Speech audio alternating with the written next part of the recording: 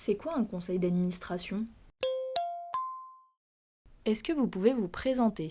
Je m'appelle Chantal, Je m'appelle Michel. Moi, je m'appelle Marco Dorel. je suis retraitée, j'habite Caluire depuis une dizaine d'années et donc lorsque je suis arrivée à Caluire, je me suis rapprochée des centres sociaux parce que j'avais envie de m'investir dans l'accompagnement à la scolarité. J'habite dans le quartier, je suis riverain du centre et depuis à peu près une quinzaine d'années, je viens au centre comme bénévole d'abord dans l'accompagnement scolaire pendant à peu près 5 ou 6 ans et depuis 7-8 ans, j'anime des ateliers de vulgarisation de la société américaine et en britannique. Je suis étudiant en master de droit à l'université de Reims.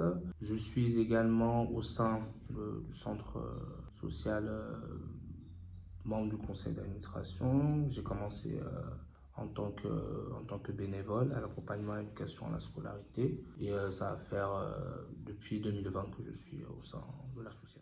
Qu'est-ce qui vous a amené à devenir administrateur? Il y a eu un moment où j'ai souhaité faire un pas supplémentaire.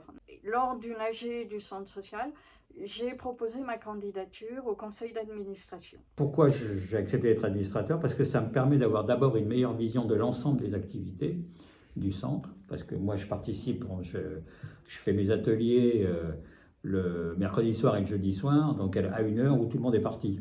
En acceptant un rôle d'administrateur tout d'un coup, et donc en participant au conseil d'administration, j'ai pu me rendre compte que le centre, c'était un nombre important d'activités et ça touchait un paquet de monde, que ce soit des enfants, des ados, des adultes, des familles. Je voyais une astreinte, mais en fait, il n'y a pas d'astreinte dans un conseil d'administration vu qu'on se réunit 4 fois par an.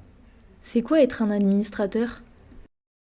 Alors pour moi, être administrateur, c'est développer les projets au sein de l'association, d'avoir une voix surtout, se rendre utile, je dirais, le plus possible, c'est ça. Être un administrateur, c'est avoir le souci que l'association est bien en phase, toujours en phase, parce qu'elle l'est actuellement, avec ses valeurs fondatrices, donc ses valeurs de solidarité, de fraternité, d'écoute, de citoyenneté, de démocratie. Moi, ce qui m'intéresse là-dedans, c'est l'ouverture d'esprit et la tolérance. Et moi, les cours que je fais, c'est pour ouvrir aux gens des réalités qui leur sont inconnues. Qui compose le conseil d'administration? Et une association est gérée par ses adhérents. Et donc, ceux-ci se retrouvent une fois par an en assemblée générale et élisent en leur sein des personnes qui vont siéger au conseil d'administration. Pause.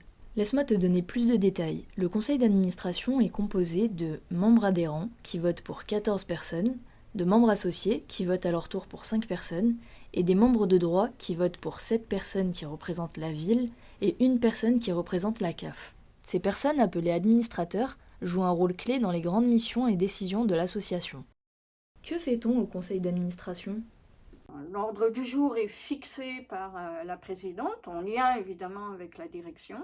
Et donc on peut aborder aussi bien le projet associatif de la structure, il peut être question managériale, de personnel, d'organisation. On valide, vote le futur budget. Donc c'est ce type d'orientation qui sont au menu régulier des membres du conseil d'administration et sur lequel on a à se positionner. Alors, ça te tente de nous rejoindre au CA?